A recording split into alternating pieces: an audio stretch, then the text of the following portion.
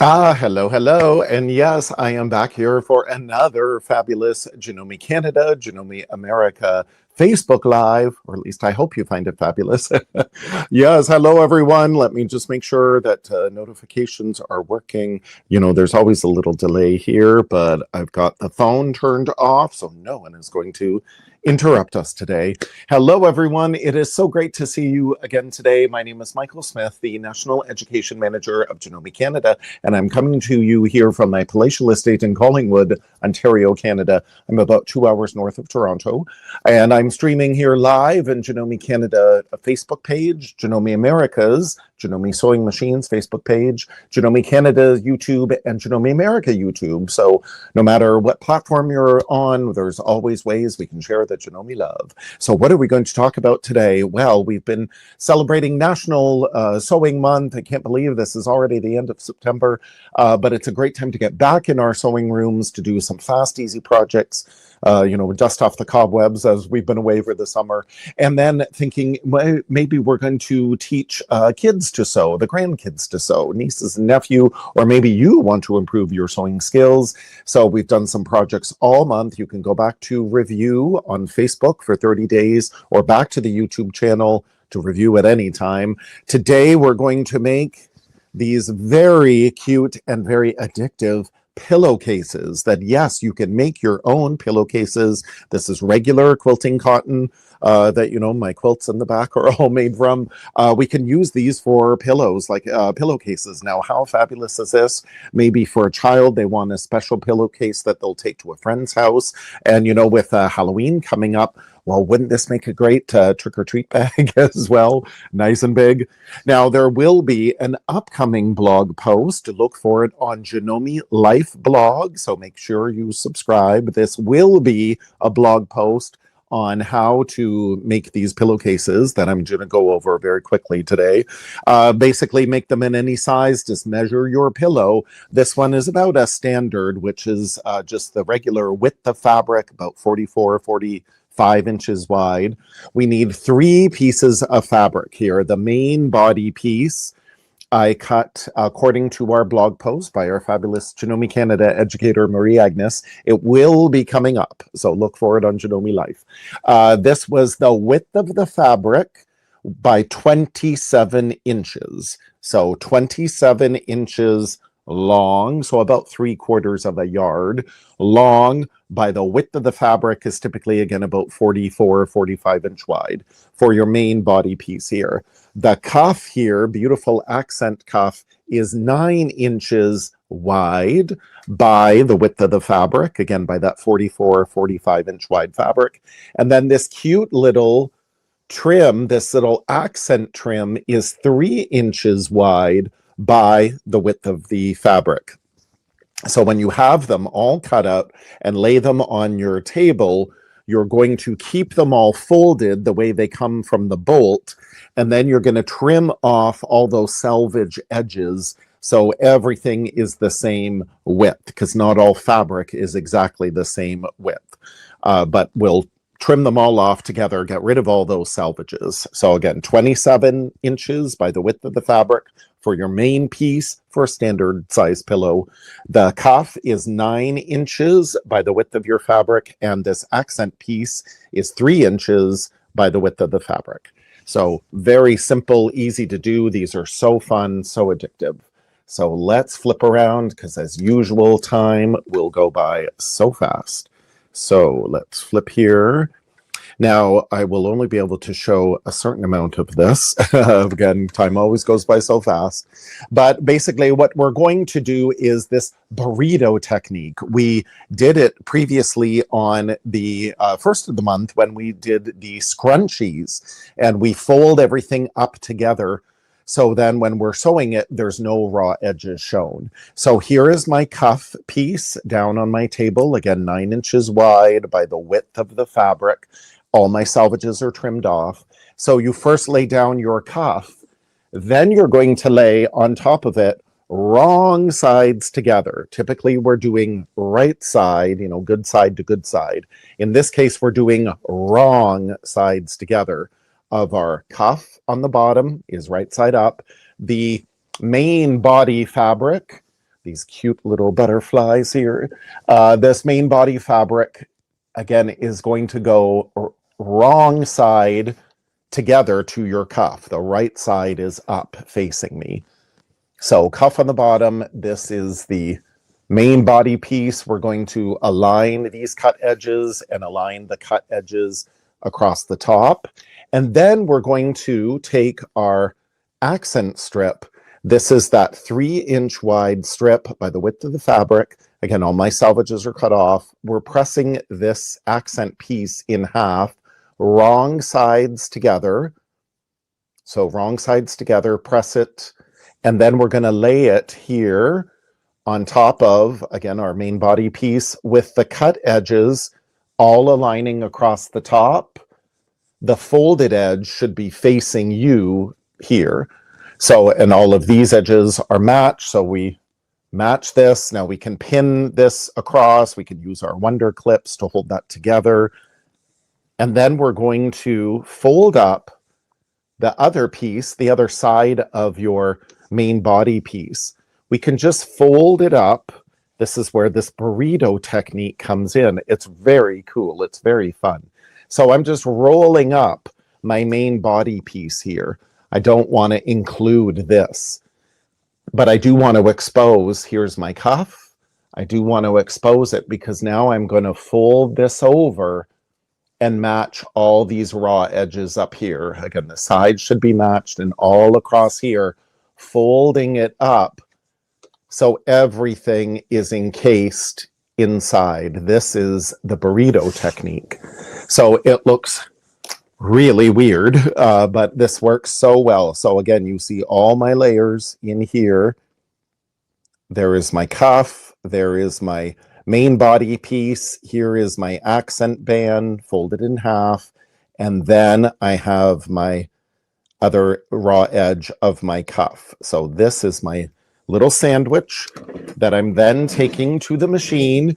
Now, as we're learning to sew and refining our skills, it really helps to get this fabulous 1/4 inch foot. It is the O foot. All Janome feet are lettered. I did a series called the A to Z with Janome series that's on Janome Canada Facebook that you can review. It's got this wonderful guide to the side. So by using, I can move my needle over, and by using this foot, then I just butt the fabric up against that guide for super accurate seam allowance. Now, depending on your machine, maybe you'll just clip on a 1/4 inch foot and use that center needle position. In my Skyline S7 AE that I'm using again today, I'm going to select a special 1/4 inch stitch. So I can go into the quilting decorative stitch category here, go into quilting, and then boom, there is my 1/4 inch P for piecing stitch. Now you see that the line of stitching has moved to the right on the LCD screen. It recommends I use that O foot. In this case, it has a guide. There is an O foot without a guide, so you could get that from your Janome dealer. This, again, needle position is at 8.3 over to the right. Now, this tight little piecing stitch at 1.8 is great when I'm just piecing two pieces of fabric together. In this case, I have several layers together, so I can lengthen this. I'll lengthen it back to my standard of 2.4. That'll still be a nice secure seam. So we can layer these all together. And believe me, these get so addicting. It's so fun to do. So I'm just making sure all of this is beautiful. And again, there is going to be a Janome Life blog coming out Saturday. So this is Wednesday. So this will come out Saturday. So then you can get all the instructions for this blog, for this pillowcase. So here I'm just starting my seam. Let's back stitch to make that nice and secure. And then here, away we go. We're just going to sew this long seam, keeping these cut edges up against that fence of the O foot. It really helps. So again, we're just going to sew all the way down. If we are teaching someone to sew and they're worried about the speed of the machine, many of our machines have these speed control sliders to make it really convenient. We don't have to worry about the stitching getting away from us, the machine getting away from us. So again, I won't finish this seam. It's rather long, but then there we go. I'm just stitching all the way down. Remove your clips as you go. And everything is all nicely encased. Now, once that seam is done, then we're going to, it's very easy to flip out. We're going to take all of these layers and pull it all out. Now, again, I haven't completely sewn mine, so I'll just show you this little bit, but we're going to flip it all the way out. You would finish your seam, and then you see how everything, boom, is so beautiful. On the inside, the cuff attached to the main body piece, that seam, beautiful. It's all encased there. The seam allowance is encased. Isn't that cool? And here is our little accent flange and the cuff. Isn't that beautiful? So all of that is done. Then we press this out so it's nice and flat. We don't want any folds here. So we've pressed that out nice and flat. Make sure you turn it around from the back side as well and get this nice and flat with your iron. So beautiful. It's already looking very great. Now, if you would like, you could sew. This flange is just going to stay out here, this accent piece. If you would like, you could stitch it down if you didn't want it to flap up.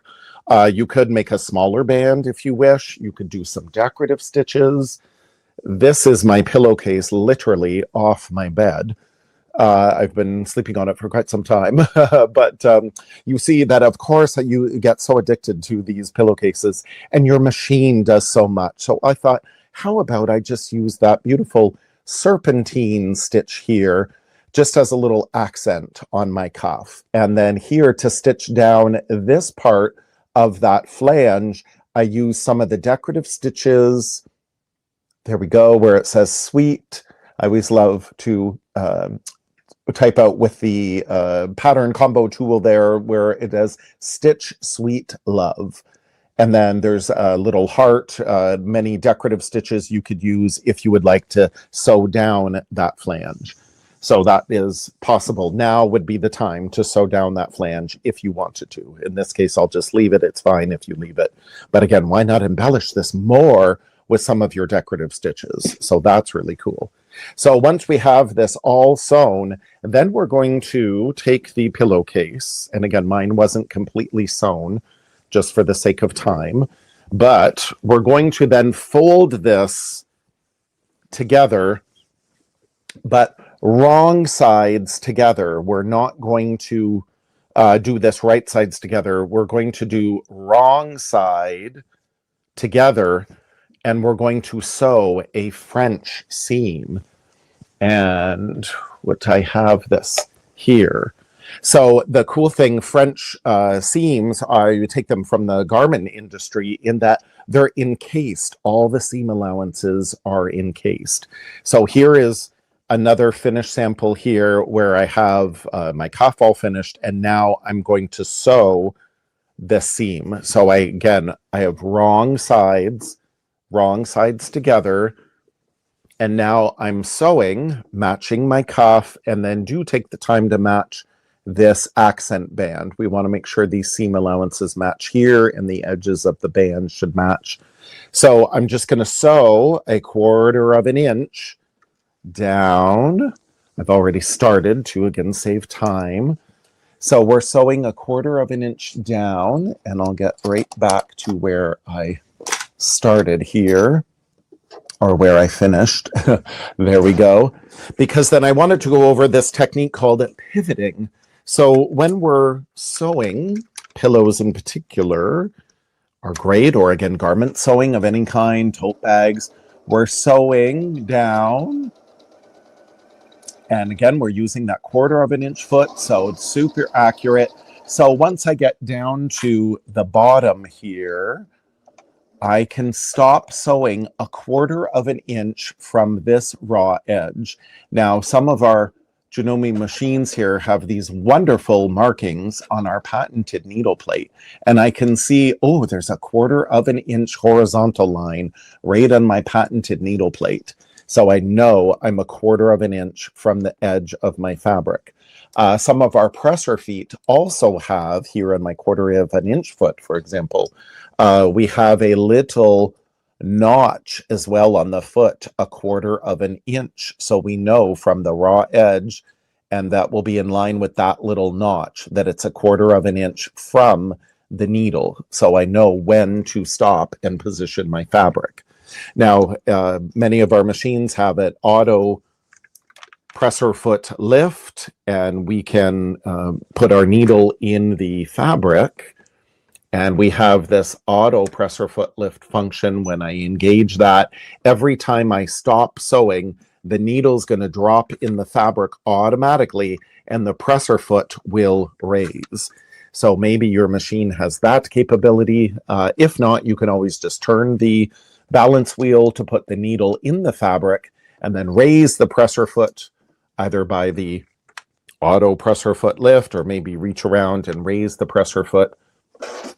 And you're just going to spin your fabric around. You're just going to pivot the fabric around. So that way now, that needle acts as kind of a third hand. And now, boom, look at that. Using the patented marks on my needle plate or using the marks on my presser foot, I know exactly when to pivot that at that corner. So then now that raw edge of the fabric is in line with the guide on my foot. And I'll just quickly finish this seam. These get so addicting. And again, great for the kids going over to a sleepover. They can have their own special pillowcase. And then here I'm just going to backstitch. There we go. Boom. Done. So simple. Now, to help reduce some of the bulk in this corner, we go back with our fabulous 4-inch mini duckbill scissors. And again, I can just shave off that corner just to make it a little easier to turn. Now, before we turn it, though, we want to cut down, trim these seam allowances. We've sewn them at a 1/4 inch, but now we want to trim them down to create this French seam. So I have already done that a little bit, and I will continue here. So in this case, I'm using my rotary cutter and my ruler, and I'm basically cutting off about 1/8 inch. I'm reducing this seam allowance to about half of what it was. So I started with a 1/4 inch, and now I am trimming this off. There we go, about again, 1/8 inch. So I'm reducing this by about half. There we go. Just get rid of that seam allowance. Boom. So now I can turn this inside out, and do take the time to press this, and use your bamboo point turner if you would like to help here poke out that corner. Get that nice and sharp. There we go, nice and sharp.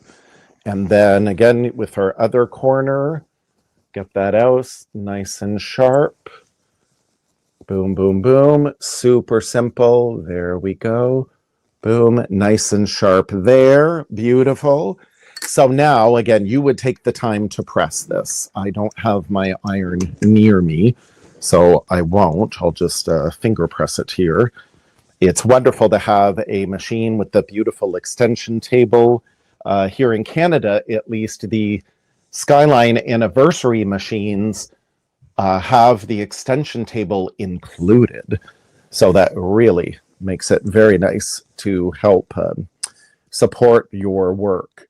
So when you get to doing this seam, again, I will start here. And we're going to, again, still use that 1/4 inch seam allowance. And this is why, again, we needed to trim our seam allowance a little shorter, a little more narrow, because now when we go back and do the 1/4 inch, those seam allowances are going to be all encased. This works out so well. So this is called a French seam. You will find this in very expensive ready to wear. Definitely you'll find it in couture sewing for sure, where all of those seam allowances are encased. And again, I'm just going to try to fold this out a little more, where again, you would take the time to press this so it's all nice and even.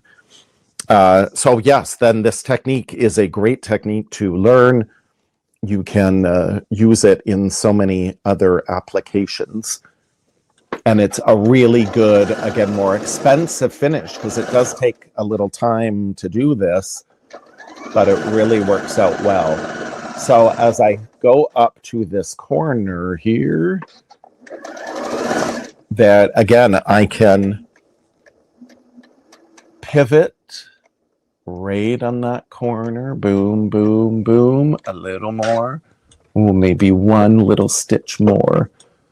Now, do you see with that auto presser foot lift? Boom, the needle has come down in my fabric and my presser foot has raised. And then again, you would take the time to press all of this. And there, boom. And you just go up this other seam. It works so well. Again, I won't bother to stitch this all for the sake of time, but works out really, really good. The main thing is I wanted to share when we get into this corner here, everything is beautifully stitched there with my pivot. Because this corner now is a little bulky, when we go to fold this corner right side out, what I like to do is fold it down on itself, basically. So I wrap it. I've got my finger under here supporting that corner. And I basically just fold the corner onto itself. So there I folded it over down that way. And now I'm going to fold that little point. And again, it's so fiddly, but it does make it a little flatter when you turn it. There, I folded over that little corner. Do you see right on that seam allowance? And then I'm just going to pinch that in. So when I fold this over, already it's a little flatter. And then I take my bamboo point turner to help me. And it just creates a flatter corner, a sharper corner. It works out really good just to sharpen that off. So you fold over the corner onto itself when you flip it over. So it works out really, really good. Then this, again, you would take to the iron and you would press out, roll these seams. You roll these seams onto themselves, and then there you get rid of any of these little wispies that come through. But you just roll the seams like this to get them nice and flat, and then you press to get them nice and flat, and then again you come around and roll these seam allowances, roll them out so you get the seam on top of each other, and then press that little bit. So it works so well. And again, I always have all these projects in stages. So one of these days I'll finish them all. But it works out so well. So then when we go inside, and again, we see all of our seam allowances on the inside. Look, everything there, it's completely encased. So this helps the pillowcase wear better. It's not going to wear out as quickly.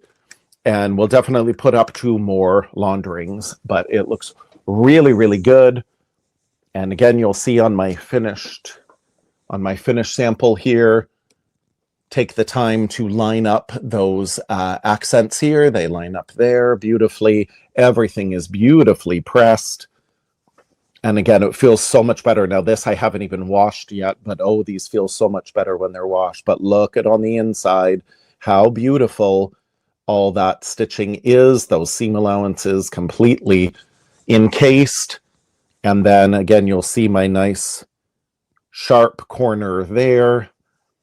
And then there was the potentially bulky corner of the side seams there coming together I can feel that bulk, but it's really, again, not bad. But look how beautifully sharp that is just by going in and folding over each seam allowance on your finger first and then flip it around.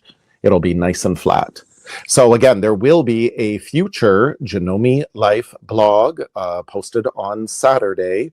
So this coming Saturday. So then you will be able to see you'll be able to follow along with Marie Agnes's instructions there. And then you can also go back to our respective YouTube channel and respective Facebook pages to sew with me live if you wish. That would be wonderful. So thank you everyone so much for joining me all this month for National Sewing Month. It's been absolutely wonderful to share some little tips and tricks with you and some projects, quick and easy projects that you can do yourself, or again to help someone learn to sew, help refine their skills. That's what Janome is all about, here to help you. So thank you everyone so much for joining me today. Have a fabulous day. Bye.